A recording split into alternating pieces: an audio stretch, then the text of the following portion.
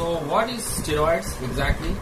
The definition of steroid: a steroid is a biologically active organic compound, maintain membrane fluidity and act as signaling molecule.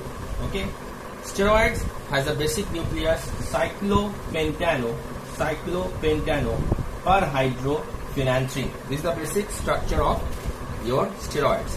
Now you have a different types of steroids by function. Number one, corticosteroids, which is first is glucocorticoids. Okay, glucocorticoids. Examples: you have cortisol. Cortisol or glucocorticoids contain immunosuppressant activity. Okay, so that's why it can be act as an immunosuppressant agent. Then you have mineralocorticoids. You have aldosterone, one of the popular aldosterone, mineralocorticoids. These mineralocorticoids actually they are very popular in the sense because it induces sodium potassium ATPase pump, and aldosterone, a mineralocorticoid which causes retention of water and as well as your fluid inside the body.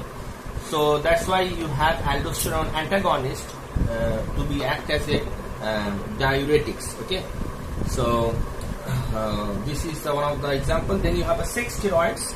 Okay, sex steroids, progesterone which regulate endometrium changes of uterus and maintain pregnancy. Very important, like progesterone, very important steroid hormone. Then you have androgens, testosterone, then estrogen, estradiol, and I have already explained in my menstruation cycle video or in smart class. Okay. Then after that, you must know the biosynthesis of these steroids. The steroids get biosynthesized from the chief intermediate known as cholesterol. Now, how does cholesterol get formed in the body? That is very important. One, cholesterol can be supplied outside the body from the diet, and the second, cholesterol can be synthesized inside the body. Normally at a night time, cholesterol synthesizes more. That's why any lipid lowering agents or hypocholesterolemic agent doctors prescribe at a night time so that it can reduce the cholesterol content of the body. So 2-acetyl-CoA contains 2-acetoacetyl-CoA to give you HMG-CoA. HMG-CoA form mevalonic acid by the help of HMG-CoA reductase, which is very important rate determining step, which can be inhibited by the drugs like statins. We will be discussing in our later video. Then from the mevalonic acid, step by step it forms IPP and DMAP. When it condenses together IPP and DMAP, you will get geranyl pyrophosphate. Okay, these steps can be inhibited by bisphosphonate, one of the drug acting on bone. Then geranyl pyrophosphate can convert into farnesyl pyrophosphate. This is very important intermediate because the farnesyl pyrophosphate can convert into ubiquinone or heme or your squalene. The moment it converts into squalene, it can form the cholesterol from the squalene. Okay. Now after the squalene, after the cholesterol having two pathways. One is cholesterol to aldosterone, and second pathway is cholesterol to estradiol. So first pathway involved cholesterol to aldosterone is cholesterol formed into pregnenolone, then pregnenolone to progesterone, then progesterone to deoxycortisone, deoxycortisone to corticosterone, and finally aldosterone. But in the next steps, cholesterol can convert into pregnenolone. From pregnenolone, dehydroepiandrosterone can be synthesized, and from that androstenedione can be synthesized. Pregnenolone also convert into androstenediol. From there you get testosterone. Testosterone can be converted into active metabolites dihydrotestosterone by the help of 5-alpha reductase enzyme, which is very important enzyme to for male. Okay. Now testosterone can be converted into estradiol with the help of aromatase enzyme, which is very important for female. Okay. Normally we inhibit this enzyme when there is a benign prostate hypertrophy. It's a prostate cancer, and we inhibit this enzyme when there is a breast cancer. Okay, aromatase inhibitors. Now testosterone to estradiol aromatase helps to produce estradiol. Then estradiol to estratriol. Now androstenedione also can be converted into estrone and estrone to estradiol.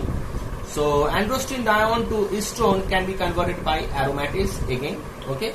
So this is all about how aldosterone and the estradiol can be synthesized from the cholesterol. Then you have pregnenolone to convert into 17 alpha hydroxy progesterone to glucocorticoids. Okay, these are the biosynthesis process. So you have some drugs like you use alfaxolone. Alfaxolone is a neurosteroid, act as a general anesthetic agents. You have 5 alpha reductase inhibitors like finasteride, and as well as alpha tradiol. This is 5 alpha reductase inhibitors. Then you have aromatase inhibitors for breast cancer. You have irreversible aromatase inhibitors, exemestane,